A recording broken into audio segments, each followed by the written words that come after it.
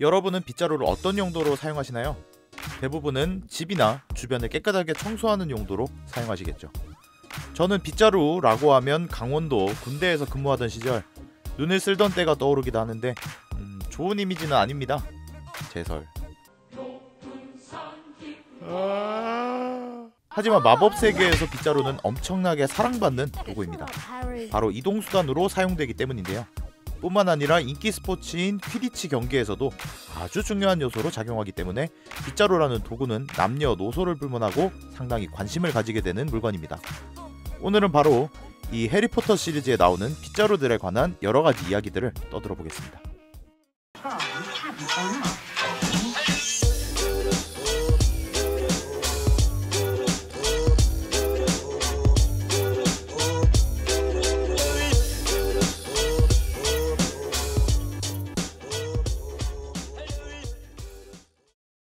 인간에게 있어서 새처럼 하늘을 난다는 것은 항상 꿈같은 이야기였습니다.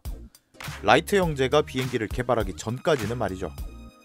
물체를 공중에 뜨게 하는 마법의 경우 쉽고 흔한 마법이었지만 마법사들에게도 스스로 하늘을 난다는 것은 상당히 희귀한 능력이었는데요. 때문에 날개 달린 생물로 변신할 수 있는 애니마고스 능력자들은 선망의 대상이 되기도 했죠. 마법사들은 하늘을 날기 위해 여러가지 연구를 했습니다. 그리고 시간이 흐르면서 뛰어난 마법사의 경우에는 본인 스스로 하늘을 날기도 했습니다. 하지만 아주 소수의 마법사만 그러했고 가장 대중적인 방법은 빗자루를 이용해 하늘을 나는 것입니다. 굳이 빗자루라는 도구를 택한 것은 그렇게 눈에 띄지 않는 물건임과 동시에 누구나 집에 하나쯤은 가지고 있는 도구였기 때문일 것이라 생각됩니다.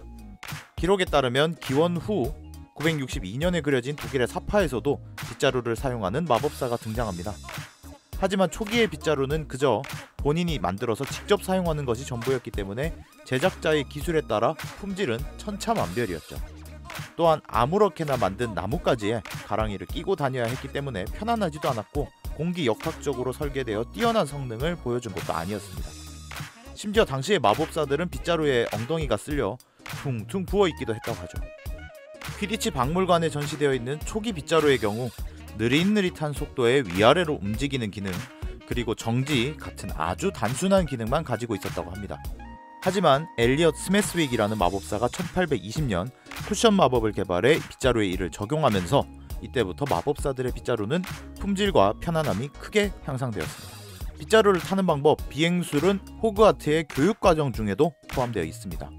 학교에 처음으로 입학한 1학년 학생들을 대상으로 하고 있죠. 담당 교수인 후치 부인은 호그와트 내 퀴디치 리그의 심판으로 활동하고 있기도 합니다.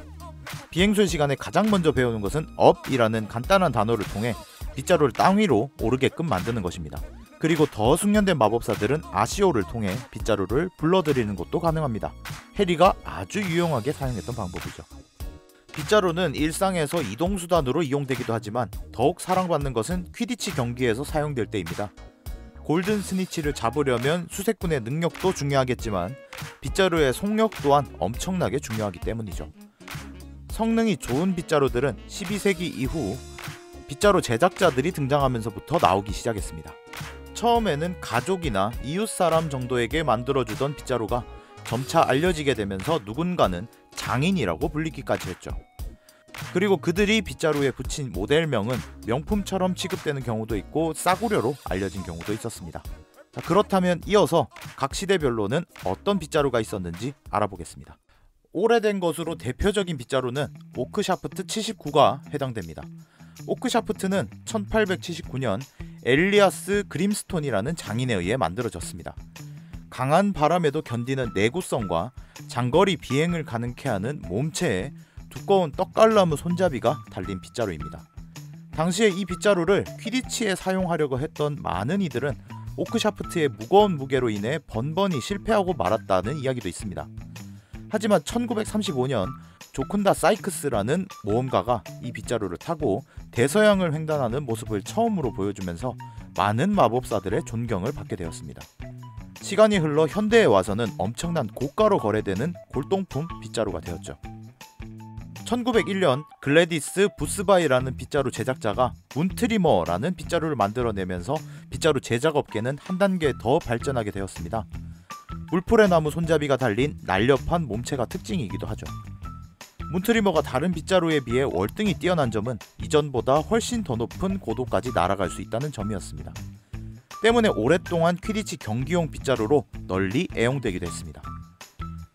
하지만 글래디스 부스바이는 퀴디치 선수들이 요구하는 만큼 많은 양의 문트리머를 생산할 수가 없었기 때문에 모든 선수들이 문트리머를 사용할 수 있었던 것은 아니었습니다. 때문에 이어서 출시된 실버 에로우는 열렬한 환호를 받으면서 등장하게 되었습니다. 경주용 빗자루의 선구자라고 불리기도 한 이 빗자루는 문트리머나 오크샤프트보다 더욱 빠른 속력을 낼 수 있는 게 가장 큰 장점이었습니다.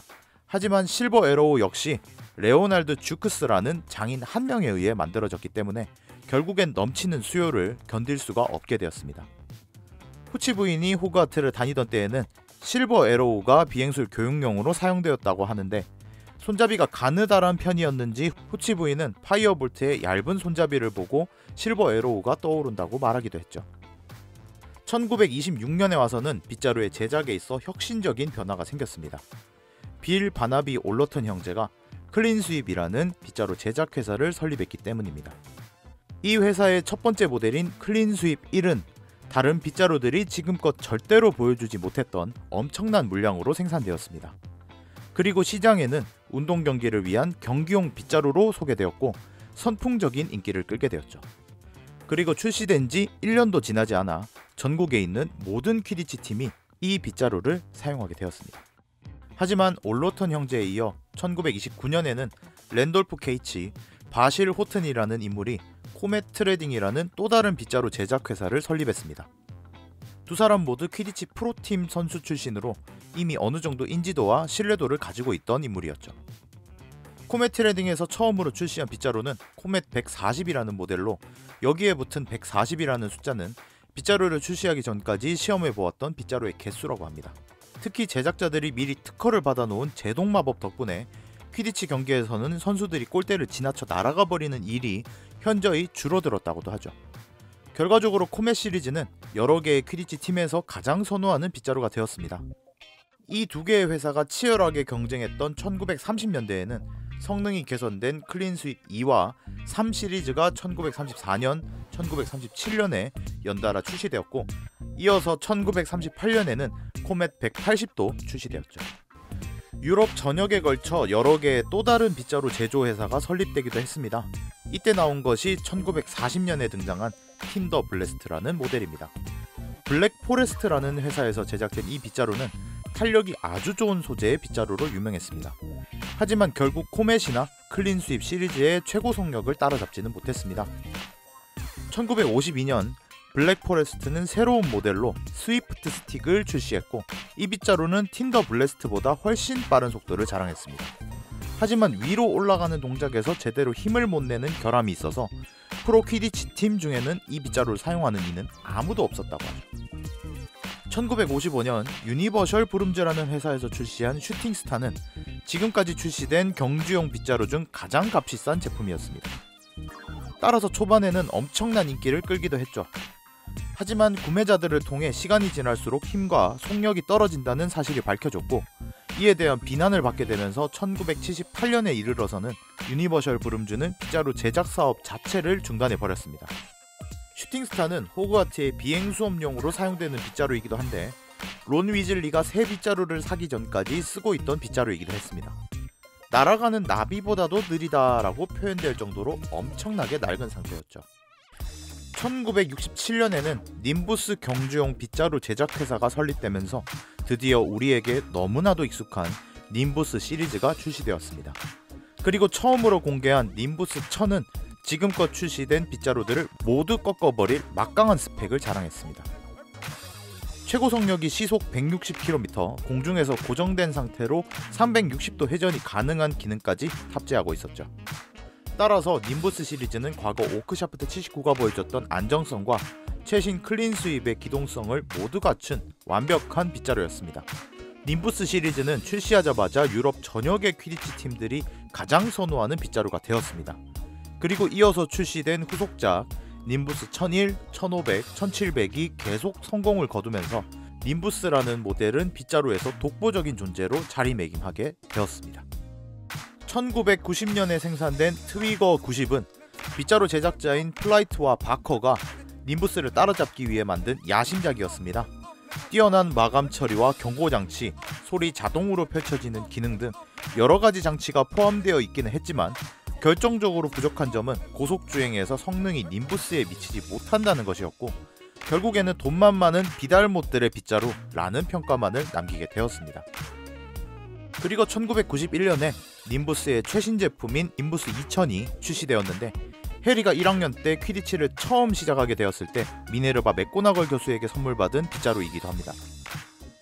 당시에 존재하던 다른 빗자루들에 비해 월등히 뛰어난 성능을 자랑했습니다. 마호가니 소재로 만들어진 손잡이에 손잡이 끝부분에는 금으로 님부스 2000이라는 글씨가 선명하게 새겨져 있었죠. 해리는 이 빗자루를 만나게 되면서 자신의 뛰어난 빗자루 운전 실력과 함께 그리핀도르의 수색꾼으로서 맹활약을 하게 되었습니다. 1992년 님부스 2000에 이어 출시된 님부스 2001은 전작보다 빠른 속력을 가진 빗자루로 비밀의 방 시점에서 슬리데린 퀴디치 팀 전원이 사용하고 있던 빗자루입니다. 영화에서는 검은색과 은색으로 구성된 외형을 가지고 있었습니다. 드레이코 말포이가 슬리데린 팀의 수색꾼이 될 수 있었던 것은 루시우스 말포이가 슬리데린 팀의 7개의 님부스 2001을 기증했기 때문이라는 소문도 있죠. 1993년에 출시된 파이어볼트는 해리포터 시리즈에서 최고의 성능 그리고 최고의 가격을 자랑하는 빗자루입니다. 님부스 시리즈가 그냥 커피라면 파이어볼트는 TOP 정도랄까요? 빗자루계의 슈퍼카입니다. 랜돌프 스푸드모어라는 제작자에 의해 만들어진 파이어볼트는 10초 만에 125km의 속력을 내는 것이 가능하고 자동 브레이크 기능을 탑재하고 있는 게 가장 큰 특징입니다. 손잡이는 광택이 나는 흑단으로 아주 얇게 만들어졌으며 솔 부분은 고객의 기호에 따라 자작나무 또는 개암나무로 만들 수도 있습니다. 빗자루를 감싸는 부분은 고블린들이 한 땀 한 땀 제작한 금속으로 만들어져 뛰어난 안정성 그리고 다리가 미끄러지는 것을 방지해줍니다. 또한 모든 파이어볼트에는 황금색으로 등록번호가 새겨져 있어서 프라이빗한 감성을 살려주기까지 하죠. 지금 구매하신다면 단돈 죄송합니다. 뛰어난 성능만큼 가격이 매우 비싸서 상당히 부유한 해리도 그린고트의 금화들을 대부분 비워내야 살 수 있을 정도라고 했었죠. 해리는 3학년이 되던 해에 퀴디치 경기 중 디멘터의 갑작스러운 습격으로 인해 추락하게 된 적이 있는데, 이 과정에서 이전에 사용하던 님부스 2000이 커다란 버드나무에 부딪히면서 부러져 버렸습니다. 해리는 앞으로 퀴디치 경기에 어떻게 출전하나 라고 고민을 하고 있었지만 크리스마스 선물로 보낸 사람이 적히지 않은 소포를 받게 되었습니다. 그리고 놀랍게도 그건 파이어볼트였죠. 영화에서는 벅빅의 깃털을 통해 주인을 추정할 수 있었지만 원작 소설에서는 조금 내용이 다른데요. 어떤 사람이 크룩쉔크의 도움을 받아 파이어볼트를 구매한 데 성공했고 이걸 올빼미를 통해 해리에게 전달되게끔 했습니다. 궁금하시다면 소설 아즈카반의 죄수를 읽어봅시다. 해리의 파이어볼트는 고난과 역경을 상당히 많이 겪었습니다. 해리가 이 빗자루를 처음 받은 날 맥고나걸 교수는 이 주인모를 소포해 저주가 걸려있을지도 모른다며 이를 분해해서 철저히 조사해보겠다고 뺏어가 버렸습니다. 결국에는 문제가 없었지만요. 또한 돌로레스 엄브리지 교수의 해리포터 퀴디치 출전 금지 명령과 함께 압수당해버리기도 했습니다. 결론적으로 해리가 가지게 된 파이어볼트는 전교생이 와서 구경했을 만큼 엄청난 물건입니다. 심지어 후치 부인조차 설레게 만들 정도였죠. 마지막으로 출시 연도는 부정확하지만 소설에서 묘사되었던 빗자루들입니다. 먼저 클린 스윕 5는 프레드 조지 위즐리 쌍둥이가 사용했던 빗자루입니다. 상당히 오래된 모델이기는 하지만 위즐리 쌍둥이는 이 빗자루를 타고 그리핀도르의 몰입꾼으로 많은 활약을 했었고 올리버 우드는 그들을 인간 블러저라고 표현할 정도였습니다. 해리와 함께 엄브리지 교수에게 압수당한 적도 있었지만 그들이 누굽니까? 깔끔하게 탈취해낸 후 본때를 보여줬었죠. 다음 클린 스윕 7은 레번클로 퀴디치 팀의 학생들이 주로 타고 다니는 모델이었다고 합니다. 해리가 파이어볼트를 수령했을 때 시무룩해졌다고도 하죠. 클린 스윕 11은 론이 그리핀도르의 반장이 된 기념으로 몰리 위즐리가 사준 빗자루입니다. 당시 시점으로 클린 스윕 시리즈의 최신 모델이었습니다. 님부스 시리즈만큼의 속력은 아니지만 상당히 빠른 속도를 낼 수 있는 것으로 알려져 있고 낡아빠진 슈팅스타를 타고 다니던 론이 드디어 퀴디치 경기에 참가할 의지를 가질 수 있게 해준 고마운 빗자루이기도 하죠. 그 외에도 초챙이 타고 다니던 코멧 260, 론이 자신의 클린 스윕 11과 비교하곤 했던 코멧 290 등이 있기도 했는데 모두 저가형 또는 실속형으로 불리는 빗자루들이고 결론적으로 성능에서는 해리의 빗자루인 파이어볼트가 최고라는 말이죠. 여기까지 해리포터 세계관에 나오는 빗자루들에 대해 알아봤는데요. 아쉽게도 신비한 동물사전 시리즈에서는 빗자루의 모습을 찾아볼 수가 없었습니다. 알버스 덤블도어와 그린델왈드의 대결이 본격화되면서 앞으로 진행되는 신동사 시리즈에서는 등장인물들이 빗자루를 타고 다니는 모습을 과연 볼 수 있을지 궁금하네요. 제가 준비한 영상은 여기까지고요. 오늘 영상도 봐주셔서 감사하고 다음에 또 다른 영상으로 찾아뵙겠습니다. 영상이 재밌으셨다면 좋아요와 구독 부탁드립니다. 댓글도 사랑입니다.